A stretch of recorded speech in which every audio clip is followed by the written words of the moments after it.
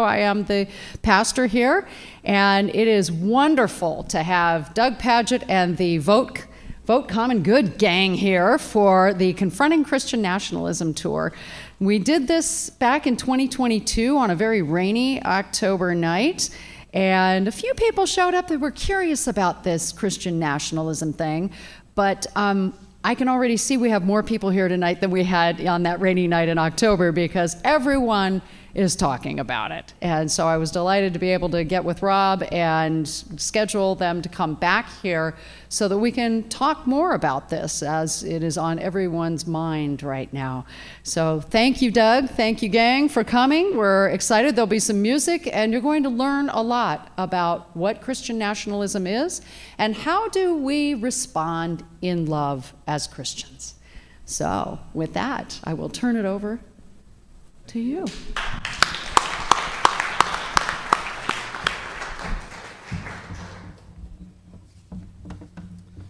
Well, hey everybody, my name's Dan, and so glad to be with you.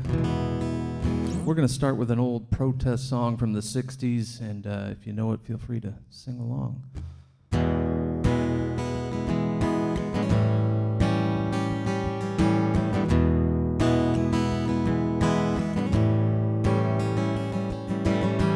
There's something happening here. What it is ain't exactly clear. There's a man with a gun over there telling me I've got to beware. I think it's time we stop. Hey, what's that sound? Everybody look what's going down.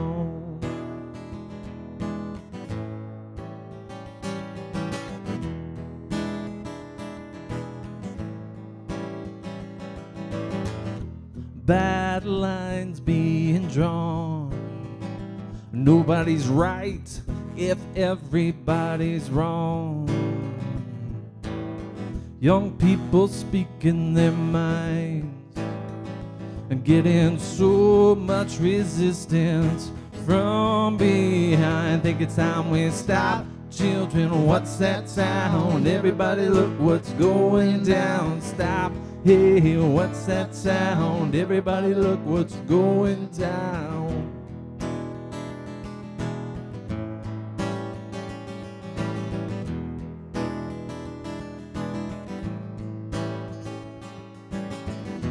What a field day for the heat.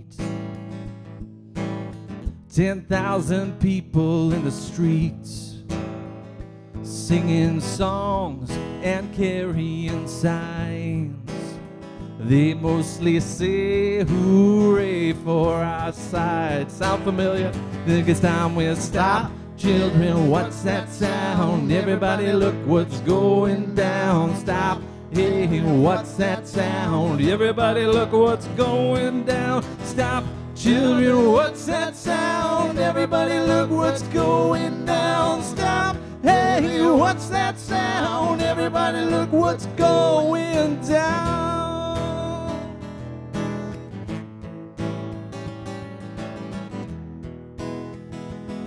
And this next line is just a little too accurate. Paranoia strikes deep. Into your life it will creep. It starts when you're always afraid. Step out of line, the man come and take you away. Think it's time we stop. Hey, what's that sound? Everybody look what's going down. Stop. Children, what's that sound? Everybody look what's going down. Stop. Hey, what's that sound? Everybody look what's going down. Stop. Children, what's that sound? Everybody look what's going down. Stop. Hey, what's that sound? Everybody look what's going down.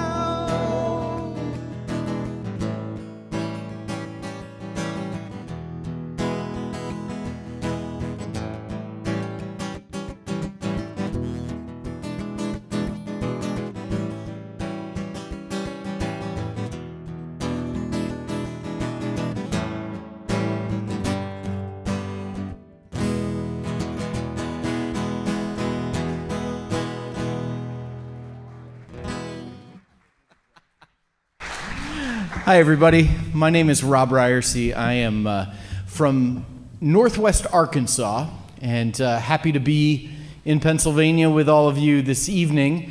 Got here on that big bus outside. I don't know if you noticed that thing on your way in. People tend to notice the big orange and blue bus as we're heading down the road. We're going to invite you to go out and sign the bus later because we'd love to take you with us on our trips around the country. The other day we were sitting on the bus, and when you travel the country in a big bus that has been wrapped like that for people to notice, you talk about other buses that are out there, and did you see this? And we were talking about some buses that we happened to see when we were in Milwaukee at the Republican National Convention, and showing pictures, looking at the buses. It reminds me a little bit of that phenomenon, and maybe you've had this. Have you ever had the experience where you buy a new car and you think like, oh, I'm special, this is great, like this new car of mine, and then you drive home, and pretty much everywhere you drive, all you do is see that same car everywhere. Right. Have you had this experience? You never noticed that car before, and now you're like, I'm not special anymore. We're going to talk to you about Christian nationalism tonight, and it might be a little bit like that experience with the car. Once you kind of understand what Christian nationalism is all about, you understand the on-ramps of why people become Christian nationalists, you understand what the themes and the verbiage and the lexicon of Christian nationalism is, you might very well begin to see it in all sorts of places that you didn't expect. Mm-hmm. Thanks, Joel. Yeah. I like that. I'll be your amen. I appreciate that. I didn't know I had a hype man. That's awesome. So let me give you a couple of examples. Maybe you didn't expect to see Christian nationalism in the outcry about the opening ceremonies to the Summer Olympics in Paris. But all of a sudden there was like this religious motivation for what countries ought to be doing or not doing. Maybe you begin to recognize or see Christian nationalism when you are at a high school football game and coach heads out onto the field to lead a prayer that's offered often in Jesus' name. Maybe you begin to see Christian nationalism when you're at a church service and veterans are invited to stand up and to be honored for their service, and then instead of the hymns being sung, the anthems of each of the branches of the service are sung as a part of the worship service. And before you go, oh, that would never happen, I literally sat in a church service where that happened. Yep. And it was the last time I went to that church. Maybe you'll begin to recognize Christian nationalism when a Democrat for office, maybe even president, stands up and says, let me quote to you the words of Jesus from Matthew 25. When you've done it unto the least of these, my brothers, you've done it unto me. Those words, you remember them? And that's the reason why we need to have policies that do X, Y, and Z. Take care of the poor. You thought we were just going to pick on Republicans tonight? See, this Christian nationalism thing, it has this way of seeping into everything. One of our goals tonight is to help you recognize Christian nationalism and to see the ways that it's really, really dangerous when a person's personal faith becomes the basis or the rationale for public policy. And that refers to anybody's personal faith. When a person's personal faith becomes the rationale for or the basis for public policy, that's when we've crossed a line into something that is pretty dangerous.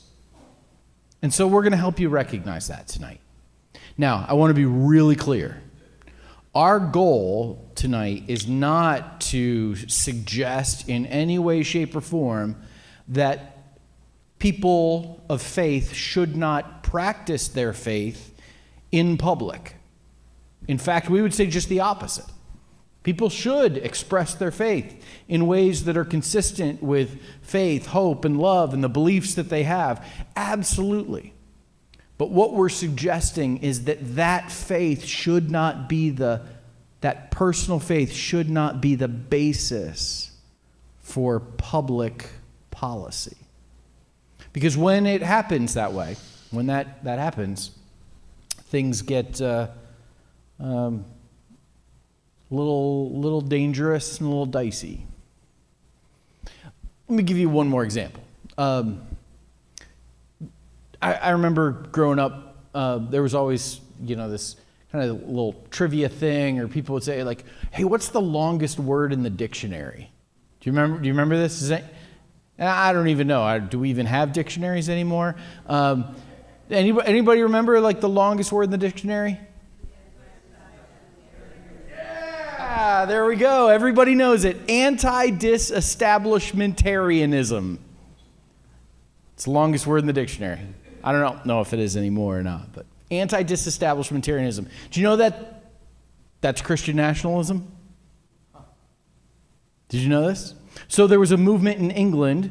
The Church of England is the established religion of the state, the country of England. And so it was the established religion. There was a group of people who wanted to disestablish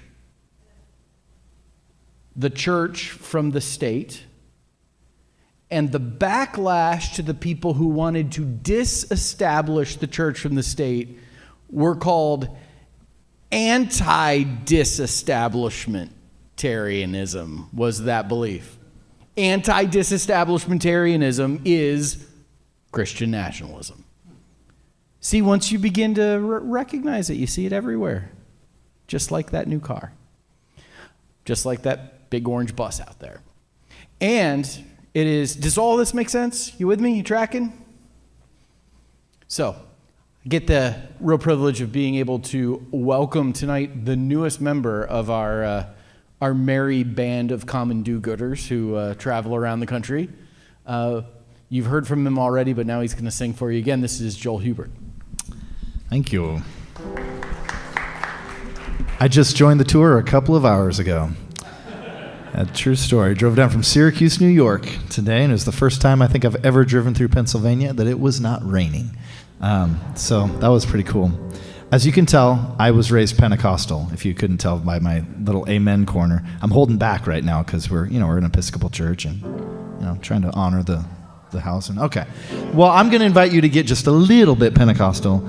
I wrote this song a few years ago, and I grew up reading the Bible. I grew up very, actually, what I would now call Christian nationalist. Mike Johnson doesn't surprise me. Marjorie Taylor Greene does not surprise me. I grew up like that. Those are my parents, my pastors. But the farther away I get from it, the more I can't let go of the stories in the Bible. There's the beauty in these characters that just fight empire and stand up for what is right, regardless of cost. And that's what this song is about. I want the faith of these people.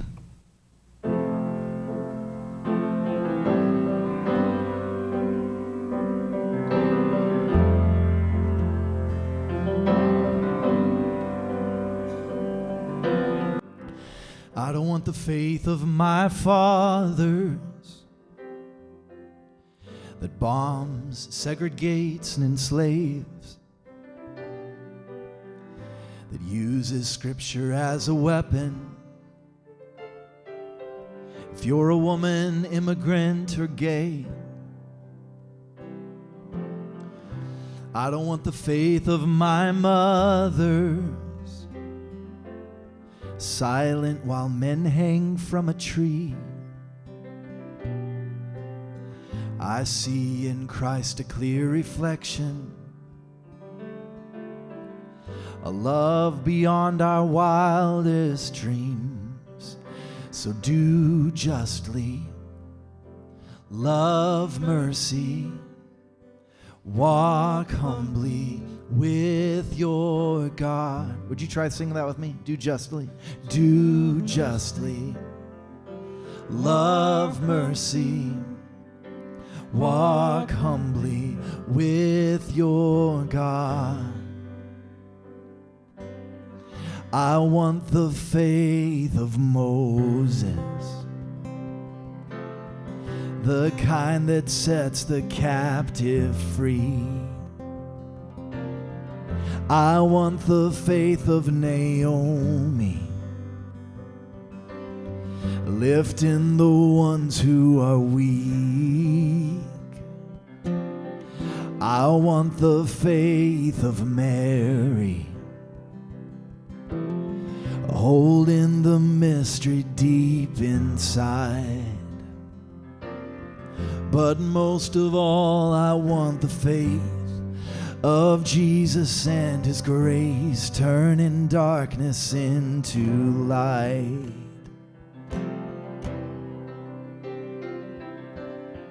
Down through the ages we've seen it, religion turning into hate, becoming a partner for violence, to war and steal and take. But when I read of the God of love, who rescues even enemies, there's something in me that rises up. Come be that hope in me. I want the faith of Joseph, forgiving those who do me wrong. I want the faith of Hannah, turning my grieving into song. I want the faith of Deborah, leading a nation out of shame. But most of all, I want to run to see your kingdom come, rolling the stone of death away. Do justly, love mercy, walk humbly with your God. Do justly, and do justly, love mercy, walk humbly with your God. I want the faith of Esther, confronting hate, not backing down. I want the faith of Tamar, the courage to speak the truth to power. I want the faith of Hagar, naming the God who sees and hears. But most of all, I want to be like the one who died for me, the love that's casting out all fear. I want the faith of Martin,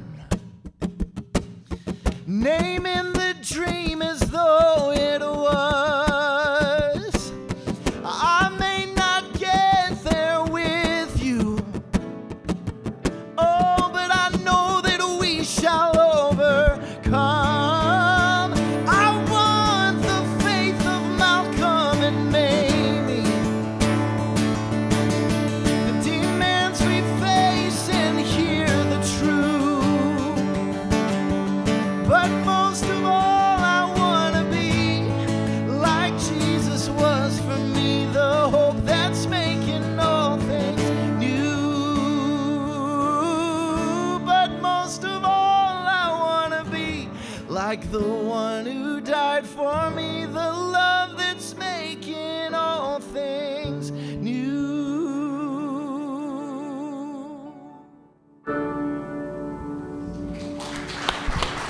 Thank you.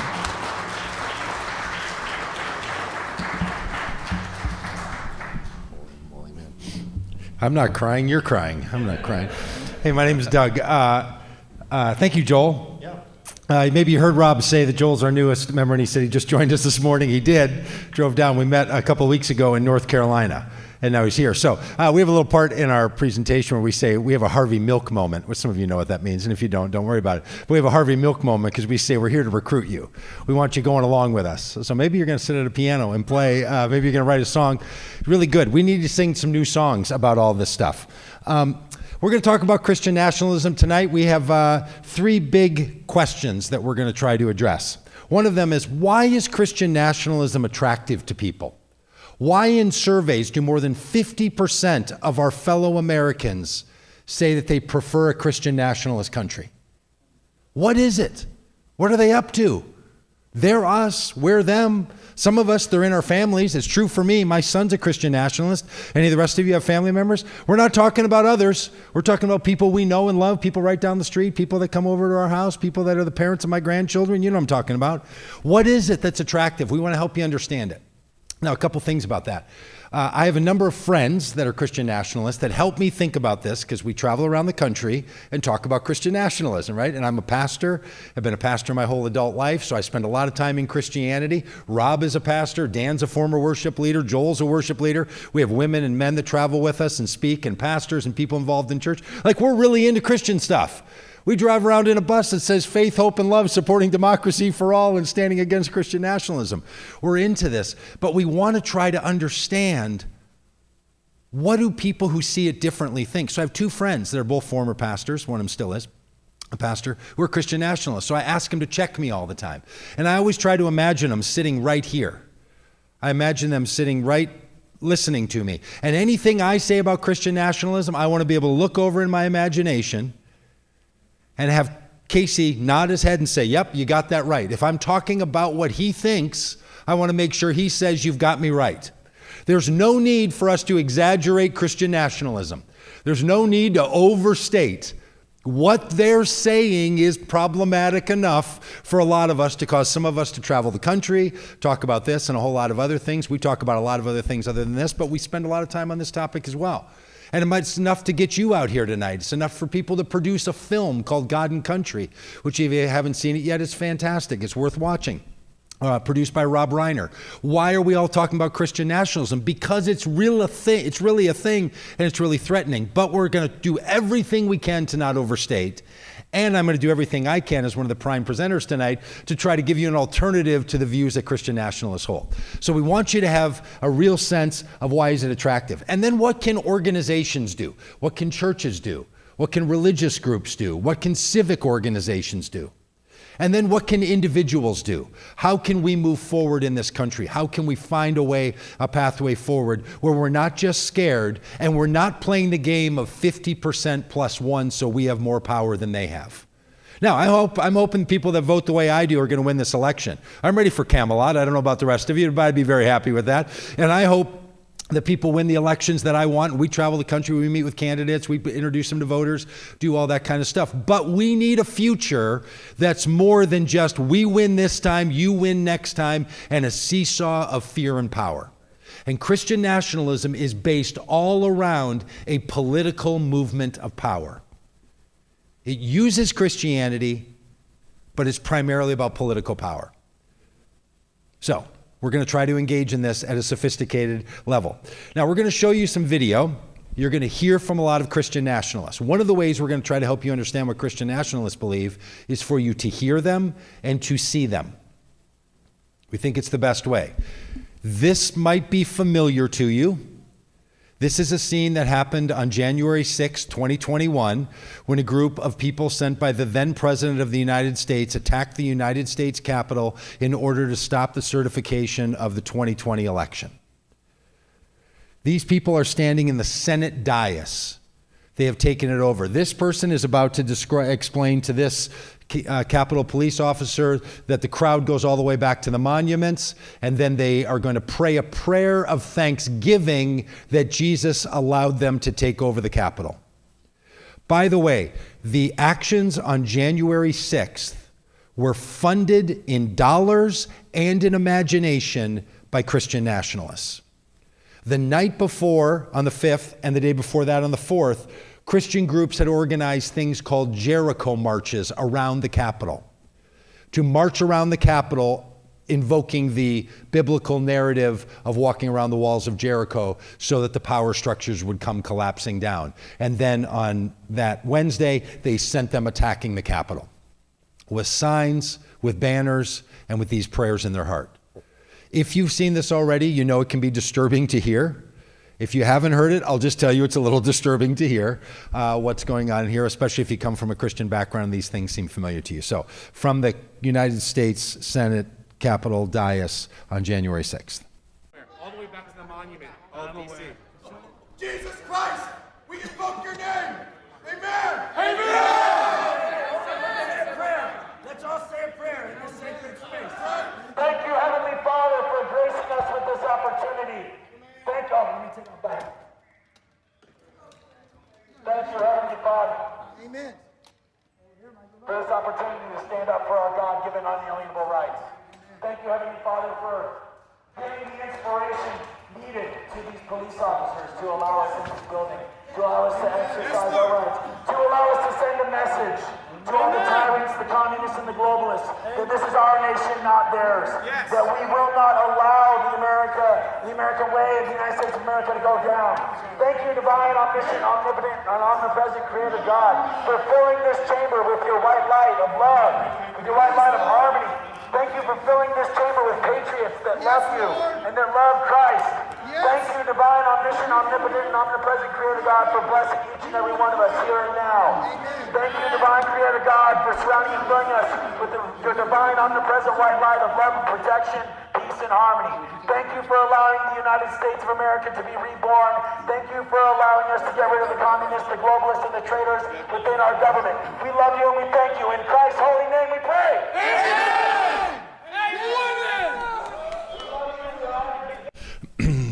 These Christian nationalists were not kidding around. That person's name is Jason Chansley. You might know him better known as the QAnon shaman. Went to prison for these activities, convicted of his crimes, the people standing with him as well. Jason Chansley is running for Congress in Arizona. This is a feature of his campaign, not a flaw in his thinking. Christian nationalists have no apologies for the insurrection.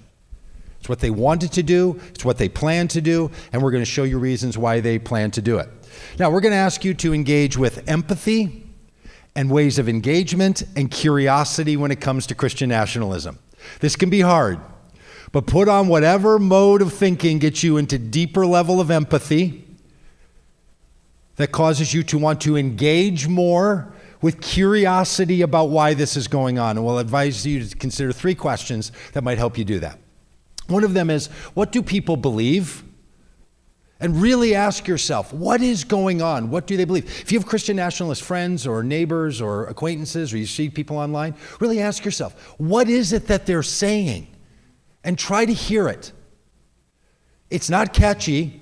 You're not going to be allergic to it, but hear them what they're saying. Because the more you know, the better equipped you will be to help them when they recognize that they want to think differently. And the reason we travel the country is not to scare people. There's plenty of reasons to be scared and plenty of places to get scared. It's to remind all of us that everybody's, I'm going to borrow a biblical metaphor here, it's an old preacher trick. People have their own road to Damascus that they're walking down. And every once in a while, the light hits their eyes. And they're like, oh, maybe the thing I'm doing is not the thing I want to be doing. And a bunch of Sauls become Pauls. What do they believe?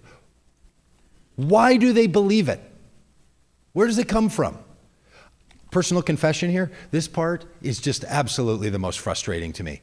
When I talk to Christian nationalists, spend a lot of time around them, I'm like, It's like Freaky Friday with you people. It's just opposite every time. Like, no, so it is a maddening process, and my personal temperament and personality gets really triggered by that. I'm okay talking about what they believe, but when they start talking about why, I'm like, oh my goodness. And then all my little fight, impulses come up. So this can be a hard one.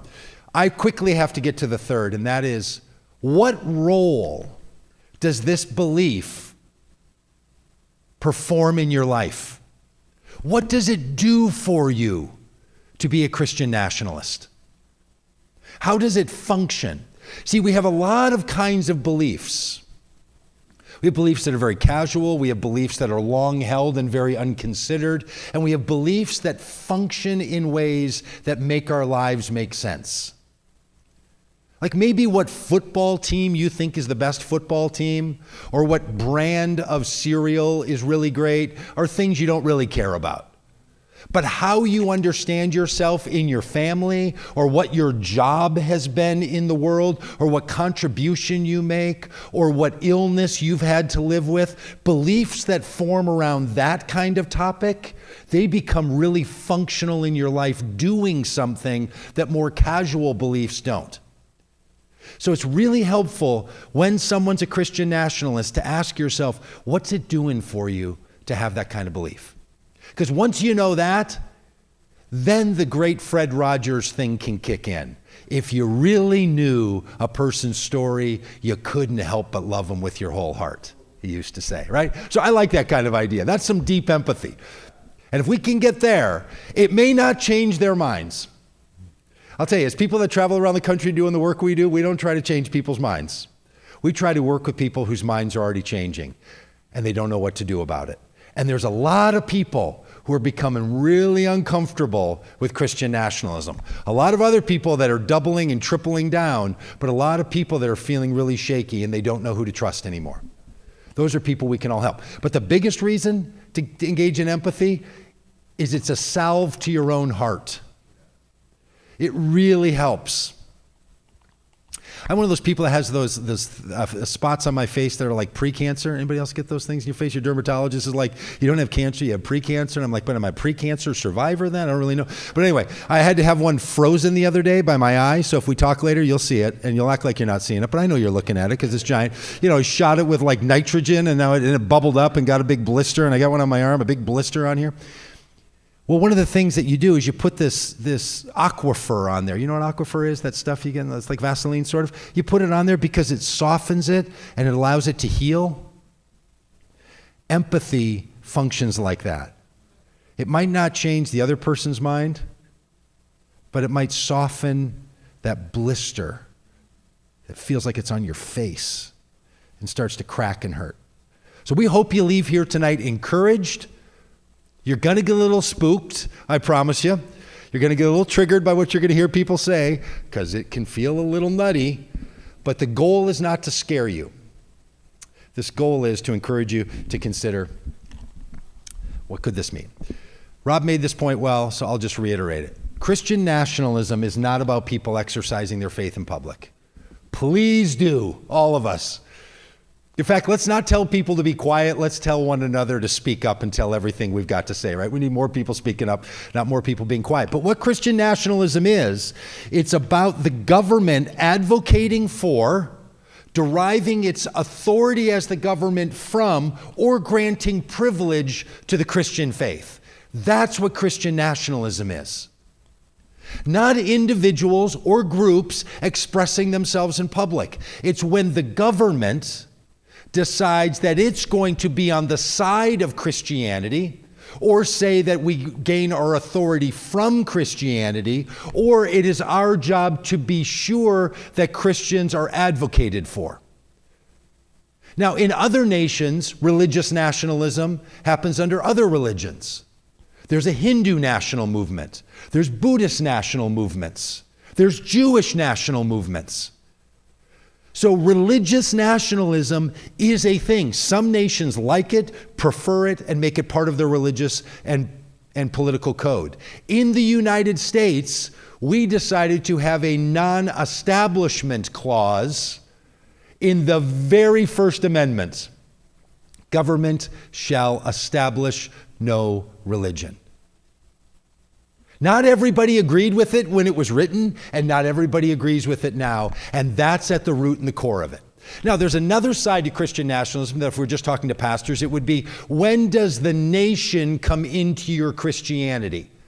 We're not going to spend as much time talking about that particular issue. What's its effect on Christianity, other than to say it's really bad?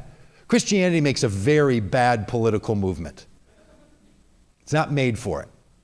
But religion, when it becomes part of what gives the government its power, or the government exists to give a religion its power, that's where it has a particular problem.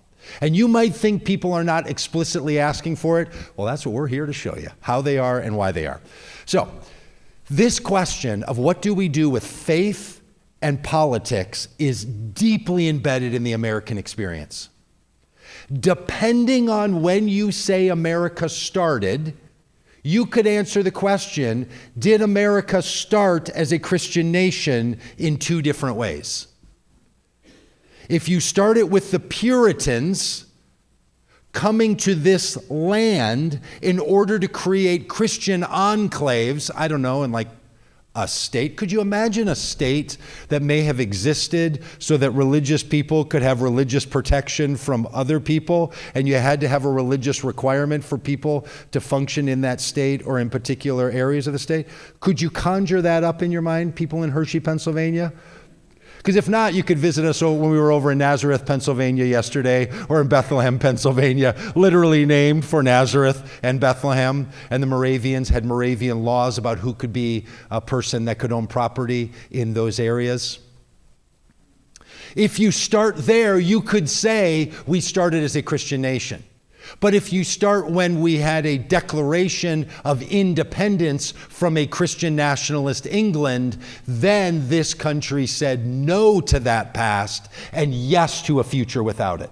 So if you're going to engage in the conversation with friends, which you will, it'll come up in the presentation, did we start as a Christian nation? One of the things you have to ask them is, when are you saying we started?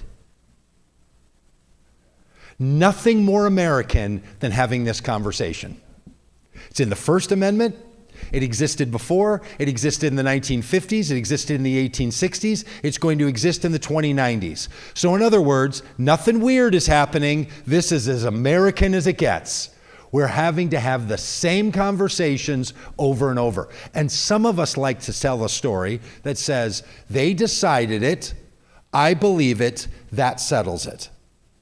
Unfortunately, our democracy doesn't work like that. So, this is what we're here to do. We're here to be Americans, asking the very good question, what do we do about faith in our American experience?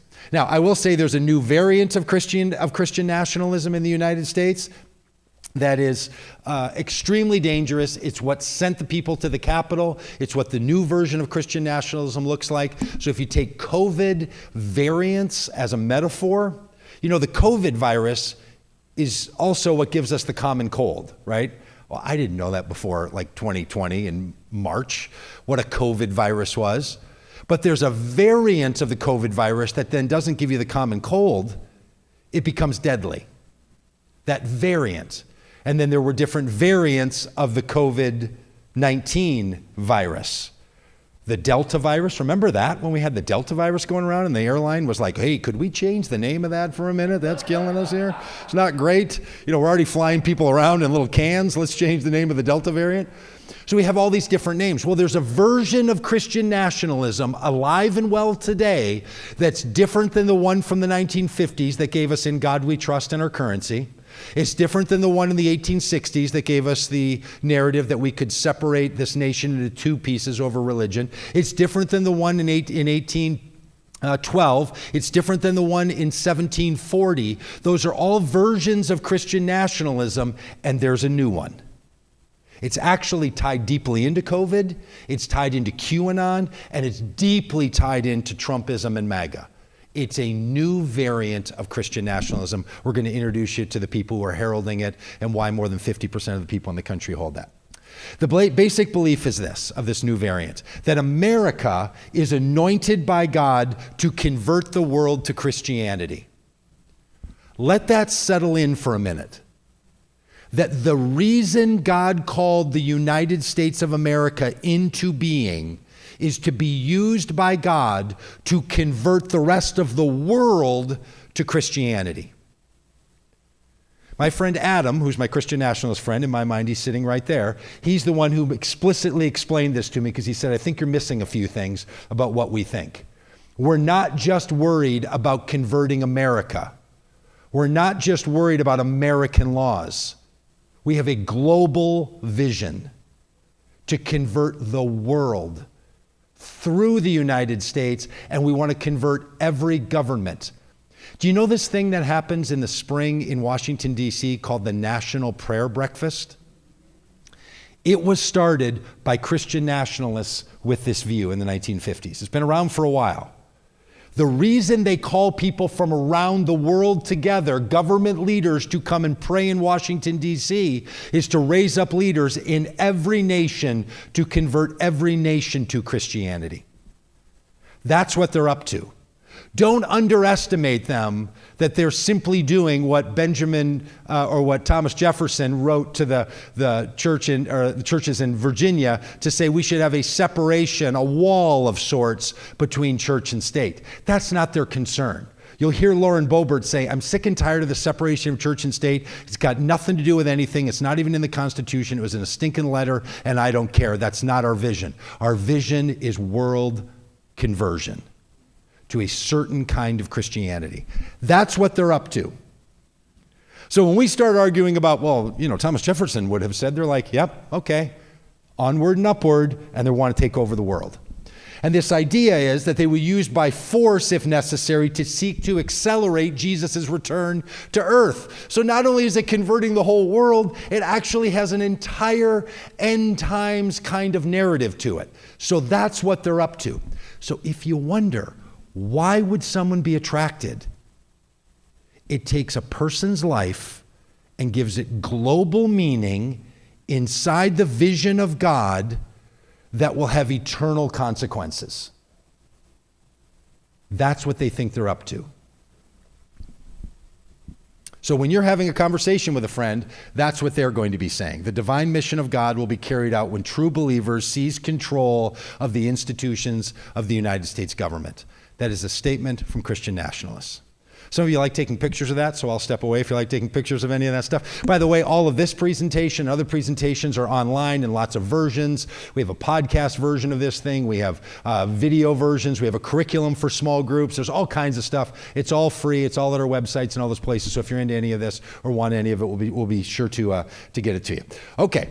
You need to know a little something about what's called the seven mountains. This is called the seven mountains within the theory of Christian nationalists. The idea is that just as Moses went up on the mountain and received the calling of God that came in the form of the commandments and then was put up as the leader of the nation of Israel, there are not just one mountain of Sinai, there are seven mountains of cultural influence. Arts and entertainment, business, education, family, government, media, and religion. And they want to raise up, to convert the world to Christianity, leaders in every nation in all seven areas that they refer to as the seven mountains. The reason Christian nationalists love Donald Trump is they see him as someone who has authority in many of these mountains. I try not to be snarky in this presentation, but they see him as a business leader.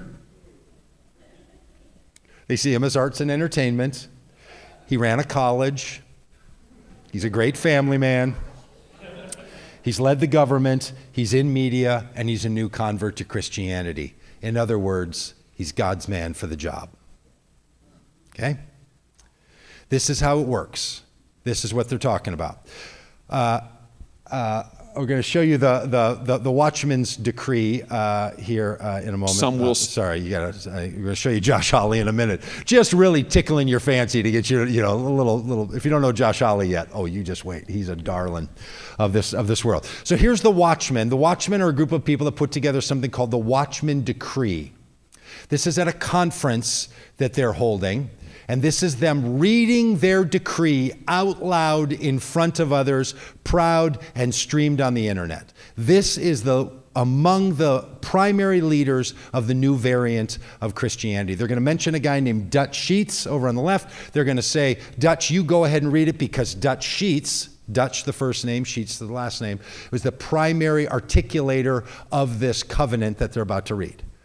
Tim back there, who's with us, went to Bible college with Dutch. So these are just people that go to bed at night and lay their head on a pillow and then turn it over and find the cool spot and then say, oh, that feels better, and then they doze off. They're just people with really bad ideas, running it with a lot of money and wanting to push it on America.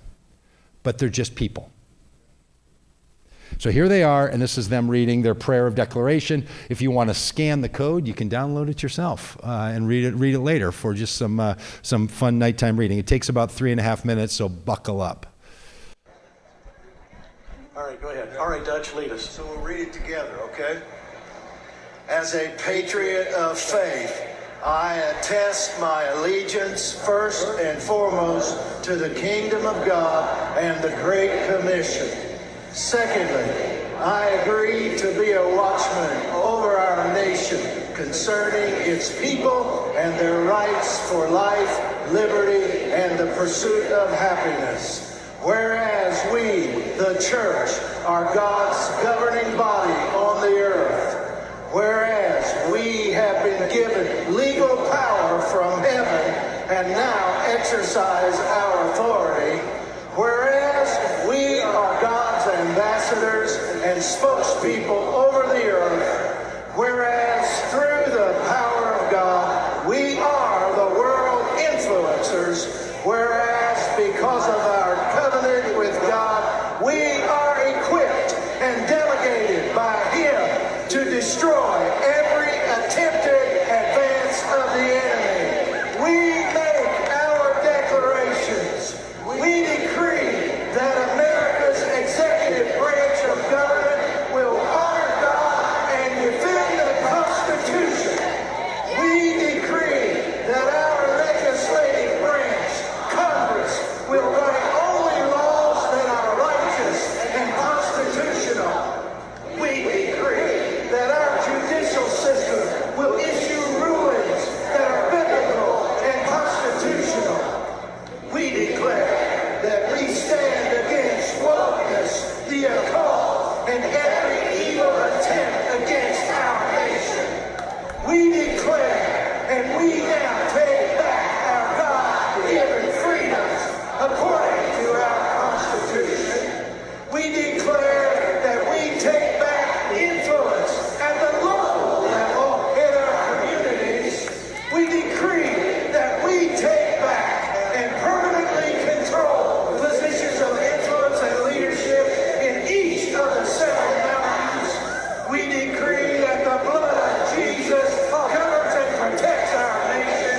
It protects and separates us from God. We declare that our nation is energy dependent. We declare that America is strong spiritually, financially, militarily, and technologically. We decree that evil carries no power, authority, or rights in our land nor over our people. We decree that we will operate in unity, going beyond denominational lines in order to accomplish the purposes of God for our nation. And we decree that America shall be saved.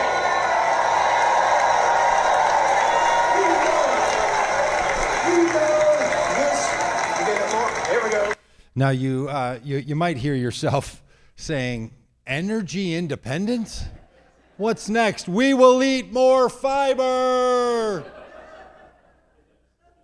Funded by the oil industry.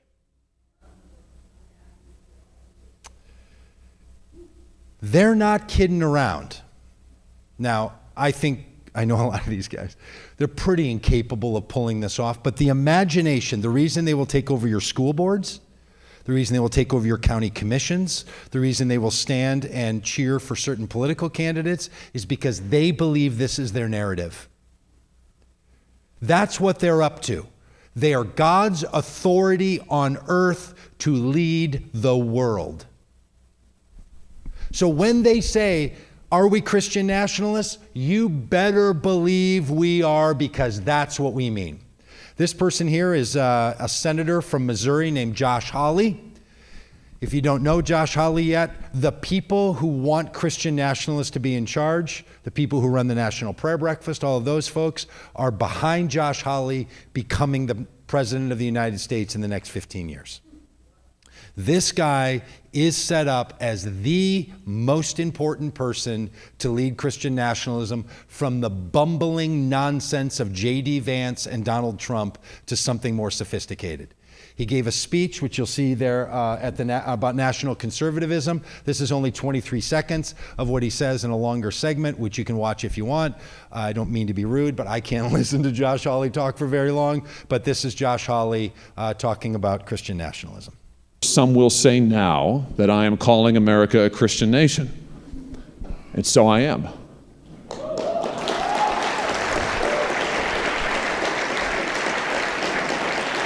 And some will say that I am advocating Christian nationalism. And so I do.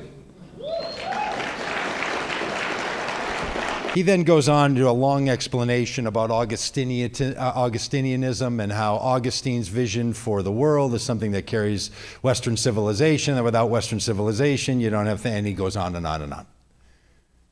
Stated United States Senator, who you might remember at the beginning of the insurrection, came out and put his fist up in the air. And by the time they broke in the building, was running for his life. Josh Hawley, advocating for Christian nationalism just a few weeks ago. He's not the only one. A number of other people advocating for Christian nationalism. We're going to show you a little excerpt from a person who ran for Congress in South Texas, in a district that had been won by Democrats for years among Latino people living on and near the border. And Mayra Flores ran with a God, family, country theme and won in a special election, then lost in a general election and is running again. And she ran under a MAGA movement you might have heard of, Make America Godly Again, a Christian nationalist movement. So it caught a bunch of attention. It's her and some of the people around her talking about Christian nationalism. This was on MSNBC a while back. You can watch the whole thing if you want, but it's a nice little introduction to Mayra Flores. Because one of the things that's important is that Christian nationalism is not only advocated by white people. It has an enormous base in charismatic and Pentecostal Latino churches. It has a major amount of support in black churches. Now, they're talking often about a different kind of Christian nationalism. They don't want the whiteness that comes with white Christian nationalism, but they share the Christian nationalism part. So they're negotiating that out. In the Watchman Decree, there was this one little line where he says, where they read, "We will overcome denominational differences in order to accomplish God's purposes for our nation." That's what they're alluding to. Denominational and ethnic and racial biases that exist. Trying to pull it all together. That's what they're up to. So here's a little bit about Mayra Flores. Flores is running at a time when Republican candidates around the country have called for religion to play a greater role in government. Some of them calling for an end to the separation of church and state. Some of them calling for the U.S. to become an explicitly Christian nation. We need to be the party of nationalism, and I'm a Christian and I say it proudly. We should be Christian nationalists. The church is supposed to direct the government. The government is not supposed to direct the church. And I'm tired of this separation of church and state junk that's not in the Constitution. It was in a stinking letter, and it means nothing like what they say it does. We asked Congresswoman Flores for her view of government and religion. Do you think there should be a separation between church and state? Well, I believe that the government has no business, getting involved with the church. But I do think that the church does have the right to get involved in the government and letting us know. Because again, I believe that the church knows the people better than the government. And that is a fact. But I agree that the government has no business, getting involved with the church. There has to be a separation. Train of thought, do you support the United States becoming a Christian nationalist country? Yeah, I do. I believe that we should always put God first. Okay, a couple things in here, and you're going to hear some more from the people that organized her campaign. There's an interesting thing going on. Maybe you hear it. The government should not tell the church what to do. A lot of that actually has to do with COVID response.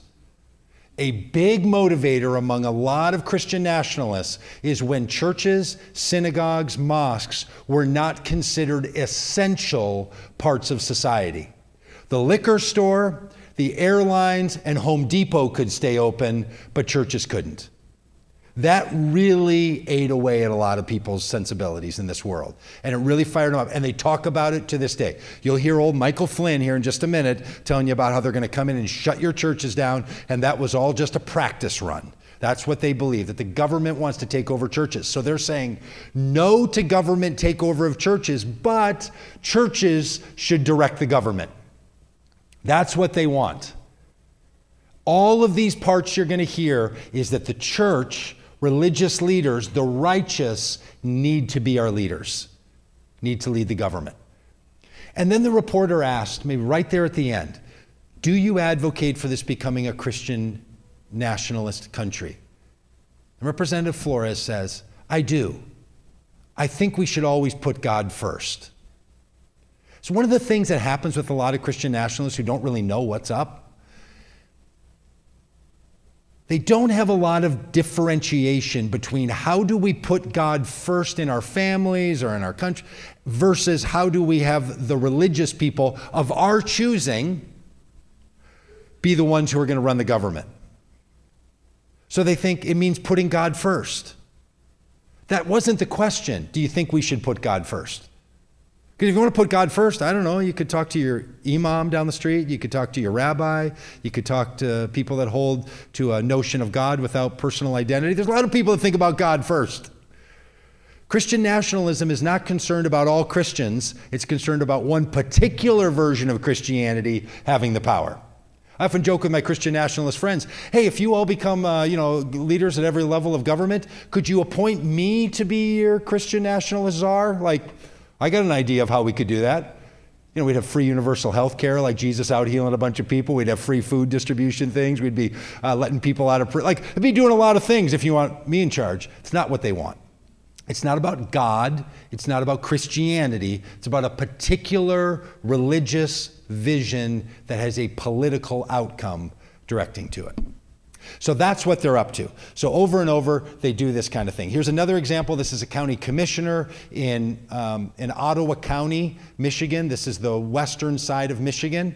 It's the home of Betsy DeVos and others. This person was being impeached from the county commissioner's office for bad behavior. So she called a press conference as a county commissioner, and in the press conference, as a county commissioner, she led this chant. Jesus is Lord over Ottawa County. Jesus is Lord over Ottawa County. Again. Jesus is Lord over Ottawa County. One more time. Jesus is Lord over Ottawa County. Now look, I don't know that particular person. She probably believes that Jesus is Lord over Ottawa County. I hope she confesses it every day. Maybe she wants to get in a big bus that drives around and says, Jesus is Lord over Ottawa County. I give her I get it. We drive around a bus that says faith, hope, and love, supporting democracy for all. So, this is America. You should say stuff. Good for her. But not as a county commissioner at a county commissioner's job review before the press as a county commissioner. That's not your job as a county commissioner. One of the things we haven't been very good at in our country is helping all of us figure out which of our identities is going first in public life. We could get better at this, helping each other figure this out, how to speak up and how to do this work. This person you're going to meet is the one who put together Mayra Flores's campaign effort. He's going to talk about why they do what they do, and you're going to hear him talk about the use of Christian nationalism as a political movement, because without a political movement in the Latino churches, there's no way conservatism is going to have a future and win in America, because it's about political wins. He's at least willing to say it. Can you tell me a little bit more about Bienvenido's Faith Assembly team? How do you all organize? In 2019, we realized that to better engage and mobilize the Latino voters and to expose the message of conservative policy, the best way to do it was through the churches, because 8 out of 10 times, if a Latino is being outreached through the church, more than likely they believe in some of the conservative platforms, so it's much easier for them to get out and vote Republican. The Congresswoman started and ended her campaign in the church. How effective was that? The most effective. Yeah. Maya Flores were able to bring that message to South Texas and say, listen, no more church lockdowns, no more harassment and attacks on the church. Get out and vote for someone that will protect religious liberty. And that's why over, I think, 75, a coalition of over plus 75 churches came together and said, we are supporting Maya Flores through our congregation, letting them know who is running for office. Is that a new strategy? I mean, is it a new strategy to sort of deploy churches and pastors? The Democrat Party has been doing that with black churches for years and years and years. And it took outside organizations like Bienvenido to come in and tell churches, hey, it is your right to be involved. So if Republicans don't start strategizing with Latino pastors and churches like the Democrats have done for years with the black church, there will be no victory for conservative candidates across the country. God, family, country. Why do you think those 3 words resonated so much? It is... With Latino specifically? It is the heartbeat of the Latino community. You can't have moral values without having faith in something, faith in having, understanding that God is, your rights come from God and God only, right? So tying those things into That's a dangerous thing to say, that your rights come from God and God only. What do you mean by that? Absolutely not. Are you kidding me? I would rather say that my rights come from God than rights come from government. Government can take away my rights. I mean, in the Constitution, we have unalienable rights that come from our Creator, being that we have the opportunity of life, liberty, and the pursuit of happiness. That only comes from you understanding that there is a moral conscience, right? And for Latinos, that means believing that our rights come from, our God-given rights come from God and not government. And I think that Congresswoman Maya Flores was able to make that a political campaign. When I talked to the Congresswoman, she even said that she would support the United States becoming a Christian nationalist country. Mm-hmm. Those are her words. Mm-hmm. Do you support something like 100%. that? 100%. See, they're not holding back. 100%. It's a political movement. We want to see it happen. God, family, country. That's what it's all about. That's how they're going to win. And it works. People vote for them. It actually works and helps people feel like it's pretty powerful. Christian nationalism, as black and white as we can say it, is a political movement.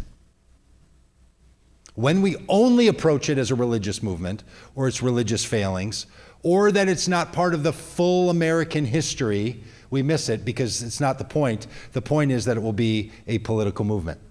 We must distinguish between citizens' motivation and the engagement of the government's role and authority to privilege Christianity. One next little reminder. Remember this guy? Jeff Sessions. For a while, Jeff Sessions was the Attorney General of the United States of America, Chief Law Enforcement Officer, speaking on behalf of the Justice Department.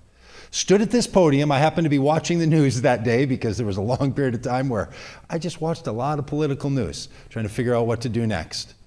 I saw Jeff Sessions say this because he stepped out to give an explanation for why the Trump administration was enforcing something that they referred to as the family separation policy. To separate families at the United States border, parents from children, if you presented yourself for asylum and didn't have a scheduled appointment. The punishment to deter was family separation. And he's going to explain why family separation is a good thing. And he starts with the Apostle Paul. And I would cite you to the Apostle Paul and his clear and wise command in Romans 13 to obey the laws of the government because God has ordained the government for his purposes. Orderly and lawful processes are good in themselves. Consistent, fair application of law is in itself a good and moral thing, and that protects the weak. It protects the lawful. Our policies that can result in short-term separation of families is not unusual or unjustified. Okay, yes, it is unusual. Yes, it is unjustified. Yes, it is un-American. Yes, it is immoral, I would say. Jeff Sessions can stand up and say this is going to be the law of the United States. But when he says, I want to begin by commending to you the Apostle Paul in Romans 13, it doesn't matter the religion. My representative for years has been Ilhan Omar. I'm proud to vote for Ilhan Omar. I'm glad that her Muslim faith motivates her, but I don't want her standing up and saying the reason I'm passing this law is because the Quran says such and such. I don't want Jeff Sessions using the Apostle Paul. I don't want Nancy Pelosi using Matthew 25. We have to find a way to have our laws that are not rooted. Now, Jeff Sessions might be motivated to become the Attorney General because he believes what the Apostle Paul said, and he believes that laws are good in and of themselves. Great motivation. Terrible rationale for passing any law. Good law, bad idea. This is the struggle that we're in. We're not good at figuring out as a nation, what do we do with our personal and collective motivations versus the authority that we give and derive from our government. This is our struggle. So here's the good news. We're in this struggle with our Christian nationalist neighbors and fellow Americans. We're in it together. They're making bold arguments about how they think that struggle should be dealt with. We all also need to make bold statements about how that struggle can be dealt with.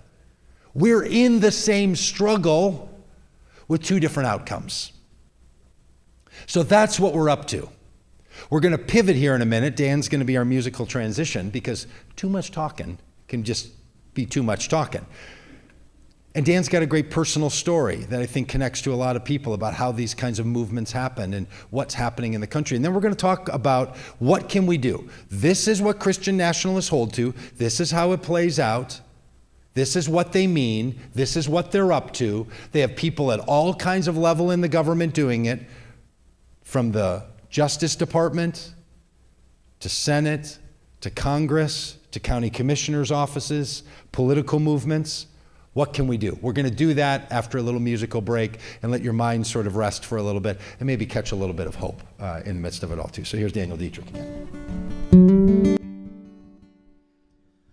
That was the moment when Jeff Sessions said, we're locking up kids, taking them away from their parents because of the Bible, that I thought was going to be the line in the sand where Christians would cry out and say, hey, not in our name.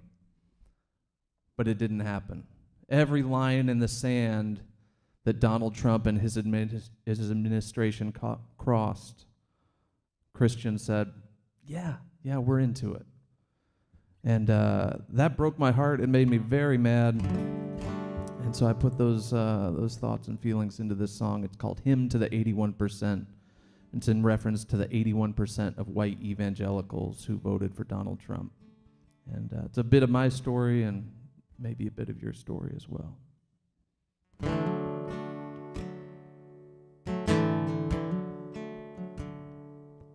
I grew up in your churches, Sunday morning and evening service. I knelt in tears at the foot of the rugged cross. You taught me every life is sacred. Feed the hungry and clothe the naked. I learned from you the highest law is love.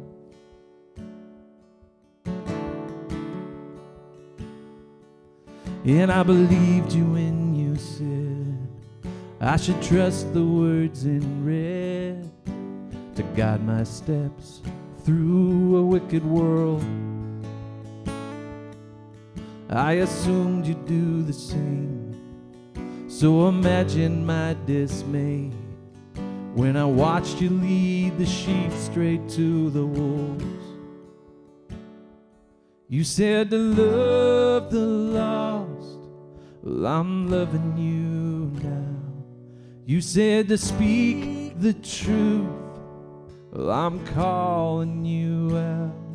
Why don't you live the words that you put in my mouth?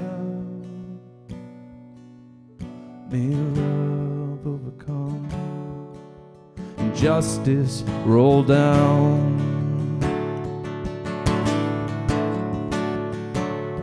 Oh, they started putting kids in cages, ripping mothers from their babies. And I look to you to speak on their behalf. Oh, but all I heard was silence. Or worse, you justified it, singing glory, hallelujah, raise the flag. See, your fear had turned to hatred, but you baptized it with language torn from the pages of the good book. You weaponized religion, and you wonder why I'm leaving to find Jesus on the wrong side of your walls. And you said to love the lost. Well, I'm loving you now. You said to speak the truth. Well, I'm calling you out. Why don't you live the words that you put in my mouth? May love overcome and justice roll down.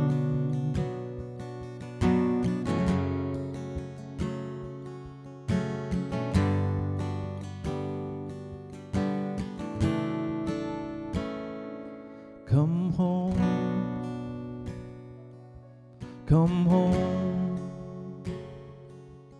You're better than this. Oh, you taught me better than this. Come home, come home. You're better than this. I used to think you were better than this. Come home, come home, oh.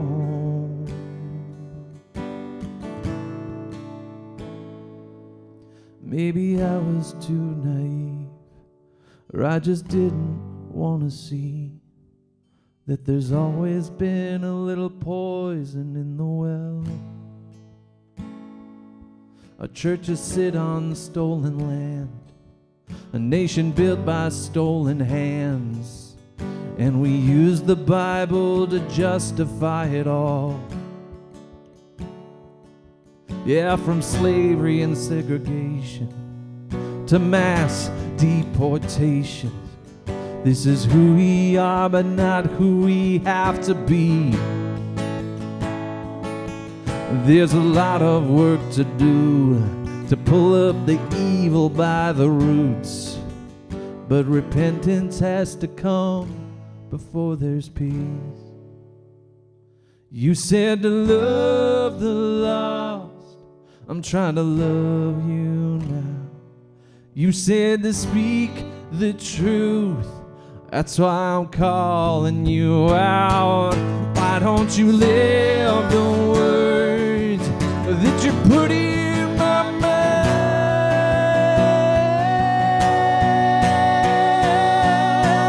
May love overcome and justice roll down. May love overcome and justice roll down. May love overcome and justice roll down.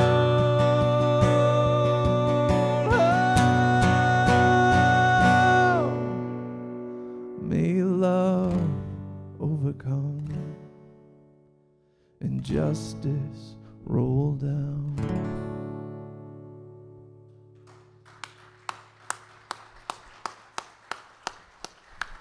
Thank you so much.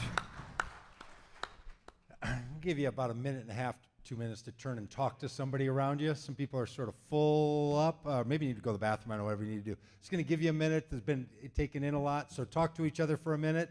Sort of turn, let yourself breathe for a minute, and then I'll call you back here together in just a minute.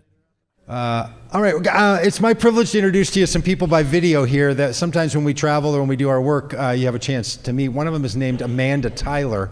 Amanda runs a group called the Baptist Joint Committee for Religious Liberty. If you're unfamiliar with the American Baptists, you might see the words Baptist for Religious Liberty and think, you know, the Falwell crowd. But the American Baptists are not like that at all. This is Thomas Jefferson's crowd. These people have been fighting for religious liberty from religion and for religion all along and all that. And Amanda is executive director and started a project called Christians Against Christian Nationalism. I jumped right on it when I knew it existed in 2019. We were doing that work, and then the insurrection happened, and we all got busy, and Amanda's a great friend and a mentor of mine, and she was willing to come onto a video that we did, which became the basis of our video curriculum, where Christy and Stephanie and I interviewed Amanda, along with a bunch of other people, subsequent weeks just after the January 6th attack on the U.S. Capitol under Christian nationalism auspices. And so that video curriculum is what exists as one of the resources on our website. So longer forms of these interviews and all of that exists, and it's also part of our podcast and the rest if you want to share it with other people. Or we're also recording this. It's also going to be on the church's live stream on YouTube and Facebook, and also on our Vote Common Good places. So if you want this exact thing we're doing tonight, you can just watch it again or share with a friend, but also the work that Amanda does. So Stephanie is a pastor, Christy is also a pastor, and so they're all part of our speaking team and our work and all the stuff that we do. And this is Amanda Tyler. And Amanda has some really great contributions. So if you haven't yet gone to votecommongood.com, get on our email list and all that stuff. We'd love to stay in touch with you and see all our curriculum. And also go on to Christians Against Christian Nationalism, because they have great resources, and she's going to mention one of those here. And this is Amanda Tyler. I think that's really a vital point, because we should have a common understanding about what we're talking about as far as Christian nationalism goes. And I'm going to point to the statement that's available at christiansagainstchristiannationalism.org. You know, the work that we did back in 2019 was about providing an advocacy platform for people who were interested in learning more and for taking a public stand. And the centerpiece of the project is a statement. And in the statement itself, we define Christian nationalism as a political ideology that seeks to merge our identities as Americans and Christians. So a few things here. You know, one, we are specifically talking in the American context. This is something that comes up. This is not particular to the United States, but in our work, we are really focusing on the American expression of Christian nationalism. And so we talk explicitly about American and Christian identities. But we also want to distinguish that Christian nationalism is not Christianity. Christian nationalism is a political ideology. Christianity is a religion. That said, you can't totally divorce Christianity out of it. It'd be great just to say, oh, this has nothing to do with Christianity. Yeah. That would be really easy, right? That's not accurate. And that's because Christian nationalism uses the narratives and the symbols, and in some cases even the theology of Christianity to further this political ideology. But as we define Christian nationalism, it is not itself a religion. It is more about identity than religion in a lot of ways. And we get at this in one of our resources that we have available at Christians Against Christian Nationalism, a really handy one-pager that your guests last week, Andrew Whitehead and Samuel Perry, helped us put together, called What is Christian Nationalism? And we talk about how it's more identity than religion. When we define Christian nationalism, I think it's also important to say what it's not. It's not patriotism. Patriotism is a love of country, and we can show our love of country in a number of different ways. We can wave an American flag, we can protest in the streets, we can exercise our constitutional rights, right? These are all different ways to be patriotic. Nationalism is a love of country that also requires an allegiance to it above everything else, including our theological views. And so when our theological view, when our patriotism starts to ask us to sacrifice our theological views, that's no longer patriotism, that's nationalism. and particularly as we're talking about here, Christian nationalism. Yeah, so really great. I just couldn't commend to you more Amanda Tyler and the work that she's doing and what they do. In this second part, we're going to try to now have you hear from people who talk about and understand what Christian nationalism is. Because one of the great requirements of empathy is that you feel that you have confidence of understanding. So we want you to know there's people like Amanda and Stephanie and Christy and our organization and others where people know, and there are resources for you, and you're part of a community. You're part of a grand voice of people that know and understand some things. And you don't have to remember everything. You have some friends who know what's going on. Amanda would be glad for you to reach out. We want you to feel like you're part of a group of people who are knowing and understanding what's going on. That's one of the great points of what individuals can do. We're also going to introduce you to the people who wrote this book. Amanda referred to them, Sam Perry and Andrew Whitehead. They wrote a book called Taking America Back for God, Christian Nationalism in the United States. They're sociologists who are describing it, and frankly are describing it as a problem. Taking America Back for God is not a how-to plan. It's a book about the problem with Christian nationalism, right? But you might not know that if you're just browsing through, Amazon or something. Well, one of the things that they've done, and you're going to hear Andrew talk about this briefly, is there are some of the people that take the Pew surveys plus other surveys to find out where Americans are on issues of Christian nationalism. So they have this set of questions that they ask, and depending on where someone answers a particular question, as if they mostly agree, partially agree, totally disagree, that kind of thing on a scale, right, a 1 to 5 response, then they get a point value, and the point value then puts them on a spectrum of against Christian nationalism, for Christian nationalism, or somewhere in between. If you want to take that test, you can go to votecommongood.com or to confrontingchristiannationalism.com. We have a website just for this curriculum, and the actual survey is there, this same survey. You could take it, you could send it to your friends. We love having people send it around like, hey, how Christian nationalist are you? Take this survey and get your answer. It's shocking how many people don't end up 0 on it, right? You want to, but sometimes the questions can feel a little tricky, and they're not trying to be tricky, but it's how people end up. It's things like cities should be allowed to put public religious symbols on public property, yes or no, or the Constitution was inspired by God, or the federal government should advocate Christian values. These kinds of questions. Where do you find yourself on this? You know, that Bible that Trump pitched, not the one he held up when he was trying to clear the place, but the one he was selling to people. The thing that's offensive about it isn't that Donald Trump's selling the Bible. Who cares? Donald Trump's selling. He sells all kinds of stuff. To me, the insulting part was, it's called the Patriot Bible. Inside the text includes the Declaration of Independence, the Constitution, the Bill of Rights. There's a confusion between the words written by the founders, the words in ancient texts and scriptures. And they put it all together in one package. Classic Christian nationalism move. So it's questions that get people to say, what do you think about stuff like that? So that's how they answer it. And then again, it ends people up on a spectrum. Andrew's going to reference this. He's going to reference these categories from rejectors. That's people who in the survey would have scored 0 to 5. Meaning you reject Christian nationalism. All the way over to the far side where there's ambassadors, you would score a 21 to 24, meaning you're pushing for it. The Watchmen people on the screen there, Josh Hawley, Lauren Boebert, those crowd, they would be ambassadors. Most of you, because you're here, have probably indicated you'd be down in the 0 to 4 or 5 number. But most people are somewhere in here. 50% or more of the population scores a 12 or higher. That they're accommodators to this. So they're going to talk about that, just like you to see it, because it comes pretty fast.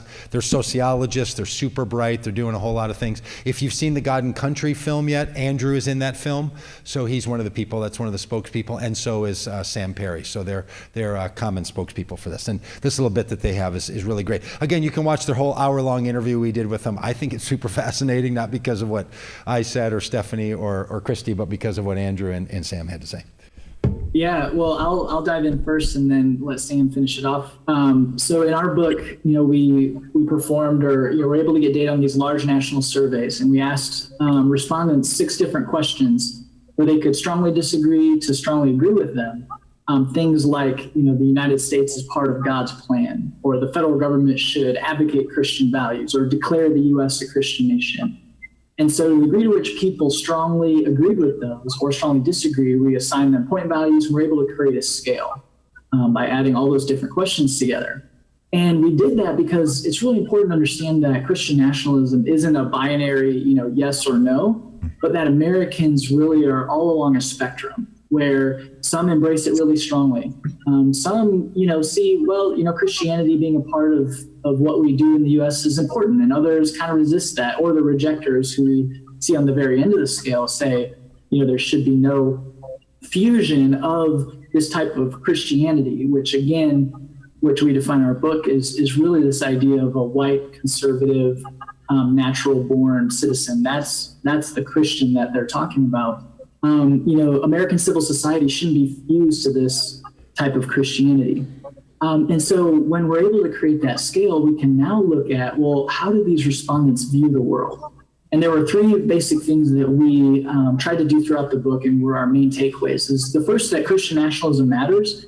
And so Sam, he'll be able to share, even with his more recent data, that when we're looking at anti-democratic attitudes, or we're looking at policing of African Americans, if we're looking at immigration, if we're looking at refugees, if we're looking at religious minorities, we're looking at all these different important hot-button issues, Christian nationalism consistently matters.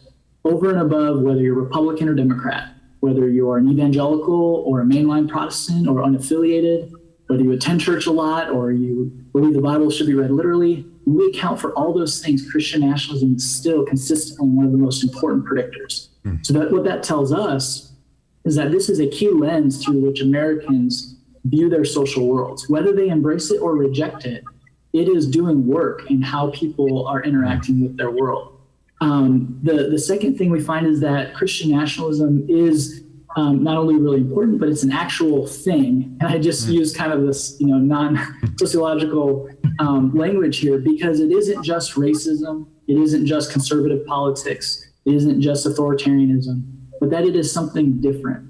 It's its own thing, and so we're studying that. And then our final kind of main finding is that Christian nationalism does not necessarily equal being religious or being evangelical or being a faithful Christian, because we find that those that reject Christian nationalism but maybe attend an evangelical Protestant church, they look completely different from fellow evangelicals who might embrace Christian nationalism really strongly. And so this is something that cuts across religious traditions. So if you're a white Catholic or a white mainline Protestant who embraces Christian nationalism, the likelihood that you really support the insurrectionists is equally high to white evangelicals, what we're finding. And so this is something that really operates across religious traditions. And so those are some of the key kind of points we make in the book. But Sam's been collecting some amazing data lately. And so, yeah, Sam, I'll let you share just a little bit of that.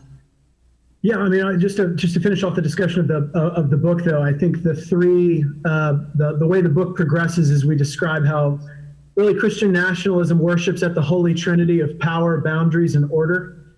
It values three things primarily: power, and making sure that our group stays in power and is able to maintain that power. We demonstrate that in the book through its Christian nationalist support of Donald Trump and his policies and his brand of politics. And we've been able to demonstrate that in subsequent studies as well. That Christian nationalism, and especially white Christian nationalism, is very concerned with maintaining proper boundaries between us and them. That's really one of the things that Christian nationalism boils down to, is marking off who is the us that has the rightful power in the United States and who is the them that we oppose and want to make sure that we marginalize or oppress or drive out. And then the last one is order. Christian nationalism at its core longs to establish and reinforce a very particular traditionalist social order in which everybody recognizes their proper place in the family, in society, in the church. And so it manifests in a variety of ways, but really that's kind of the breakdown of the book, is how Christian nationalism reinforces and worships at that holy trinity of power, boundaries, and order. Starting to come together, right? Power, boundaries, and order. Our country, not theirs, they said inside the Senate dais. J.D. Vance saying people with children who parent the way I think should have more of a voice in our democracy than those who don't. This is what Christian nationalism looks like and how it functions in our world. You can go to the How Christian Nationalist Am I at the Confronting Christian Nationalism website if you want to do that. All right, there's 5 basic beliefs that a lot of Christian nationalists will articulate when you ask them why they hold to Christian nationalism. So if you're somebody that likes a list, this is our listly on the kinds of things that cause someone to like this. So lots of cameras come out at this point. The belief that the country was started as a Christian nation. That's really in there. If you're going to talk to people about it, or if you're going to try to understand, or you're going to try to engage with some empathy and understanding and curiosity, it's going to come up. Brief yourself on how do I answer that question? Maybe it's when are we starting? What do you do with the Establishment Clause? You just find some things. Questions are really great, but so is questions about what about, that really helps. And so does why, what does that do for you to believe that? Sometimes just asking somebody flat out, you seem really mad. Does it help you to be mad about it? That kind of stuff. Or saying to them, that freaks me out. Really scares me if you get scared by it. So engage with people about the question, does it start? Number 2, is there unbelievable confusion between the word church and the people? Pastors know this pretty well. Because a lot of us pastors have been spending a lot of time saying to our congregations for a very long time, the church isn't the institution only. The church isn't only the building. The church isn't the sacrament. The church is we the people, in order to form a more perfect union. When do the people form the more perfect union as the government? And when is the church the people? And what if it's the same people? Then what do we do? This confusion happens all the time. Should we be a Christian nationalist country, the Congresswoman has asked? Yes, I think we should always put God first. The government shouldn't tell the church what to do. The people of the church should tell the government what to do. These people should tell those people, and what if we're the same peoples? Okay, so it's a thing. This is where I would suggest saying to them, we have a common struggle in the United States. We don't know what to do with the church and the people, and where's the steeple and where are the people thing, that whole deal.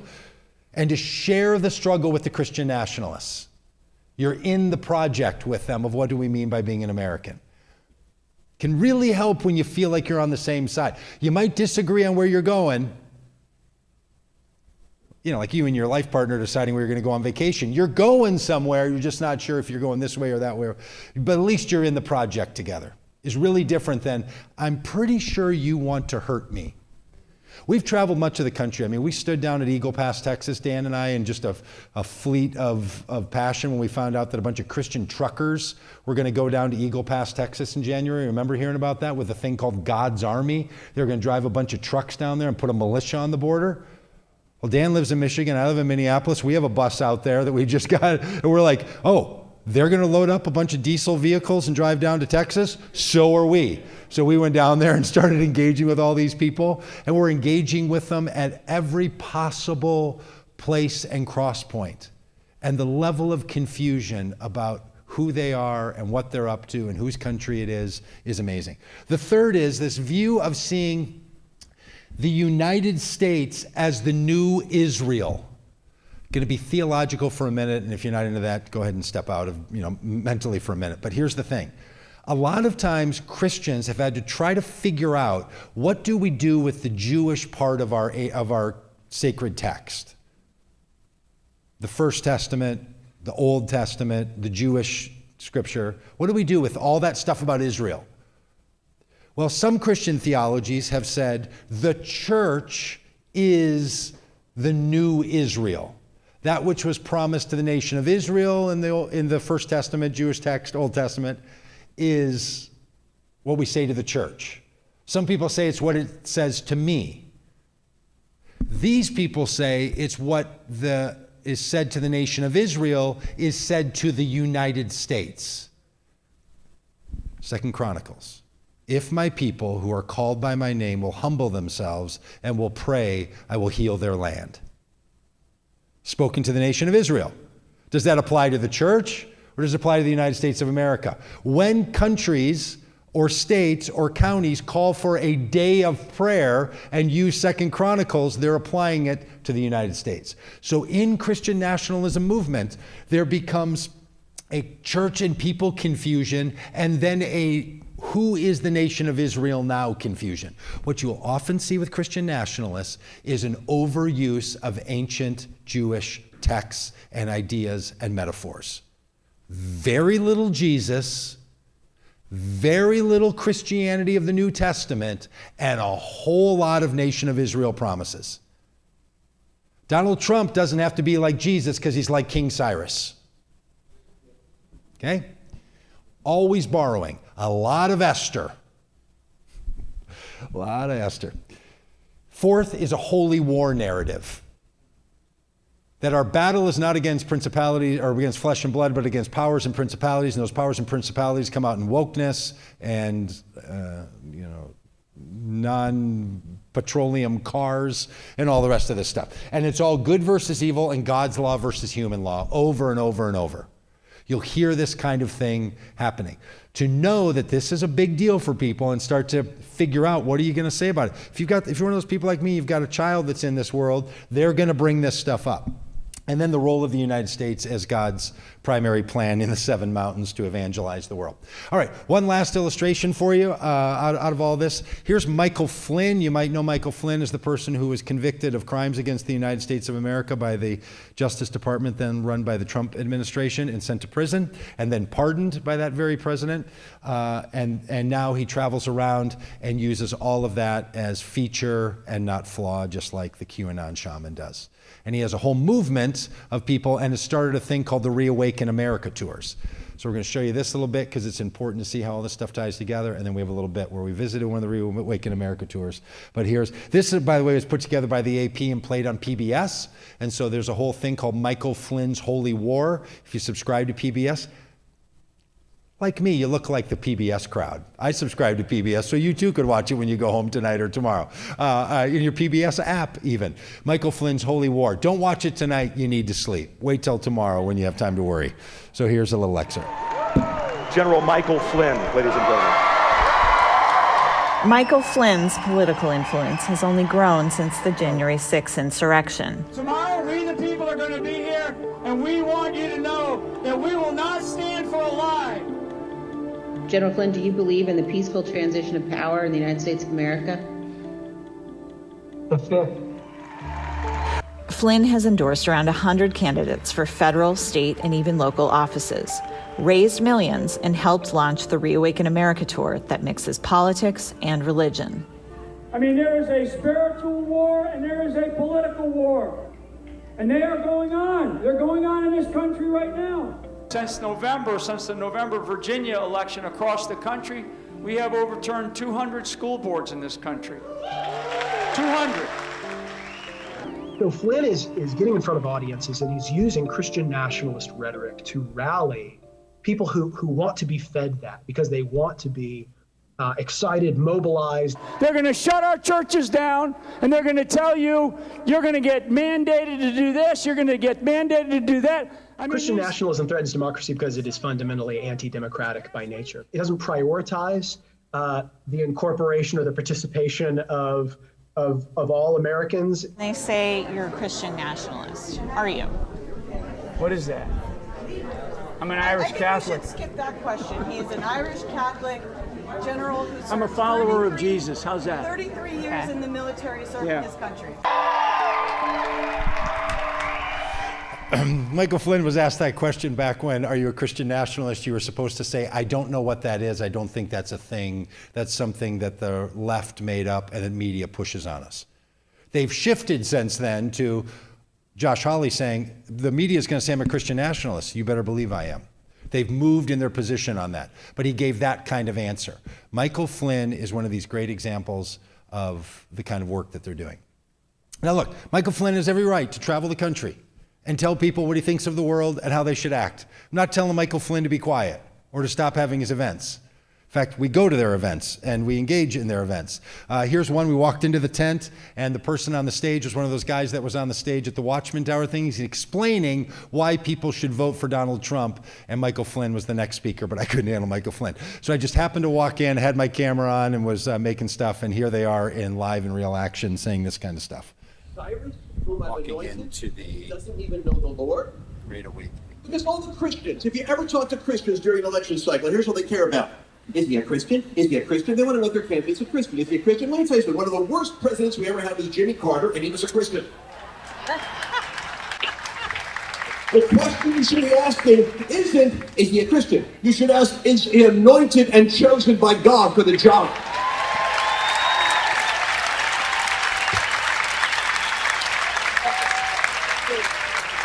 No, you're not getting a choir boy.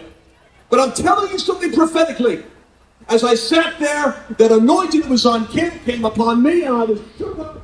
So here's the thing. A lot of times these Christian nationalist preachers talk about a prophetic voice. That's a really important bit. And maybe it's hard to put all together, but he's saying that because he has a prophetic calling, prophetic voice, he will know how to determine if someone is chosen by God or not. And that's the thing, that when these Christian nationalists say we should only have leaders that are anointed by God, they typically mean their God, of course, and their understanding of God. So what they're doing is saying that the God of the universe has put someone who believes and thinks the way they do into a position of power, and therefore you can't argue against it. That's the heart of the Christian nationalist prophetic narrative. The way Christian nationalism spreads across the country is much more like this. Small little places and all the rest of it. And then guys like, Pat Robertson and some of the rest, but I won't burden you with Pat Robertson. Okay, so for churches, what can churches do? Here's a suggestion.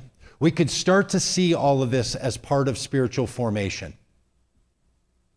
Look, conservative, right-wing leading Christian nationalist churches think that indoctrinating people into Christian nationalist understanding is part of their spiritual formation.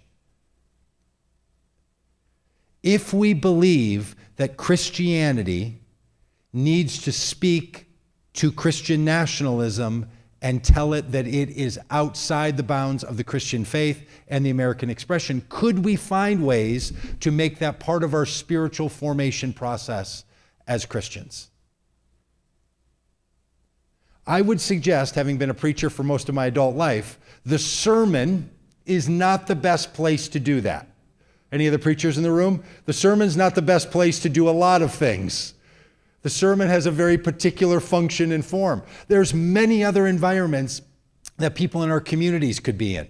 Discussion groups, book groups, films, conversations, groups that travel to other places and see things, or interviews that you're doing. There's a lot of ways to engage, and there's a lot of better spiritual formation practices than just the sermon as well. So we would encourage you to make civic understanding and involvement in the discipleship project. If we stop talking about what's the role of our civic engagements as people of faith, and we only allow people on Christian nationalist side to say things in public or to our communities or on the internet, people will tend to believe the things they hear compared to believing the things they don't hear. It's about as basic understanding as someone could say to you without being, overly reductionistic. People tend not to believe the things that you don't say to them. So we could engage in this stuff. We could find ways. And it's so uncomfortable. But we have to find ways to do it, because if you have a grandchild like I do, or children at home, sometimes you just have to talk about Bruno. And if you're unfamiliar with that, the whole let's just not talk about this in church thing, it's not working very well. We've got ourselves in a pickle, and it's time to talk about it. So I commend any of you for coming out, especially on, what day is it today?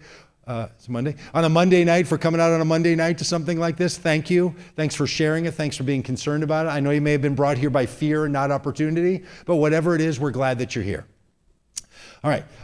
Also, for organizations, what can we do? Civic organizations, community organizations. Our democracy has to be about all of us, I would suggest. Not just some of us.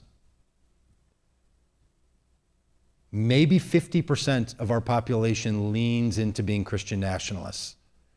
And they're Americans too. Maybe we could nudge a few of them along the spectrum a bit. Maybe we could love them anyway. But if we keep doing the 50% plus one, if civic organizations just are only about mobilizing our people for action, it's going to leave us a little sour in the end. There could be an imagination of a democracy for all. Now, what do we do about that? Can a Christian nationalist also be the Speaker of the House of Representatives? Well, the answer to that is we have one right now. So, yeah. Mike Johnson is a Christian person who's wrong about a lot of things. We have this little joke when we talk about Trump or we talk about Mike Johnson or we talk about candidates we're with. We're like, look, as a Christian, as a person, somebody who follows the teachings of Jesus, I really believe Mike Johnson is a beloved child of God. As Jesus said it, the hope of the world, the salt and the light, salt of the earth, light of the world. But not every light of the world should be the Speaker of the House of Representatives and he needs to take his dim little light and stop bothering the good people of America, right? Really do mean that. Like, yes, he's an American and he's part of it, but he shouldn't be running everything. Or even running that. So we have a process for that. Let's get busy and use that process. But he's also us.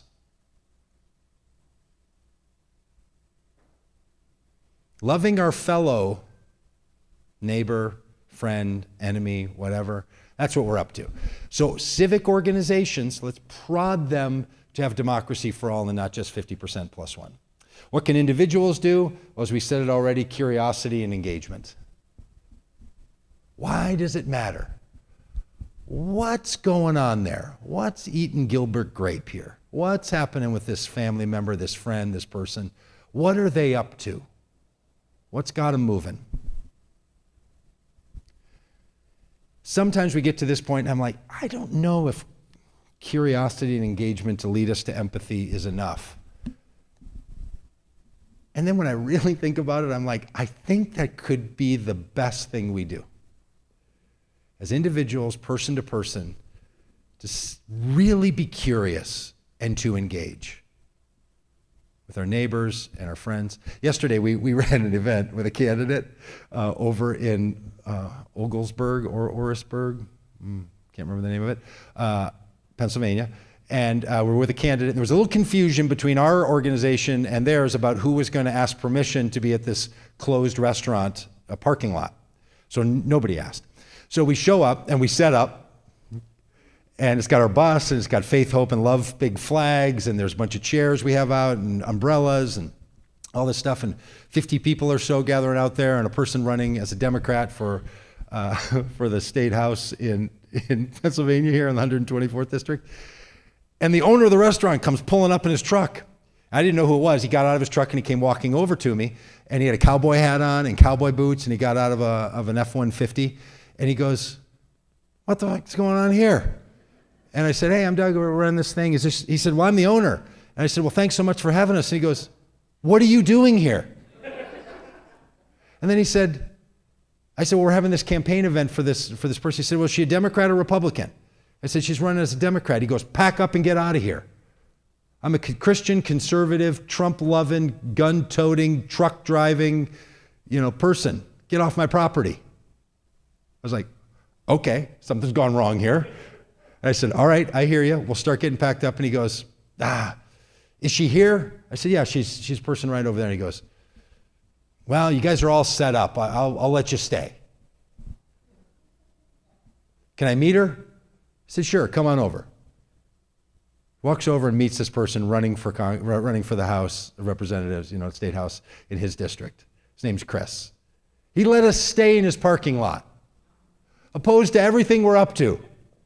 Doesn't want her to win. Doesn't know who we are. Doesn't know why we're in his parking lot. We don't know why we're in his parking lot. The campaign is like, why are we in this parking lot? We're like, yeah, why are we in this parking lot? What are we doing here? He then gets on his mower and starts mowing all the property all around it, not to disturb us, but he's just got stuff to do. It's Sunday. He's out doing his chores.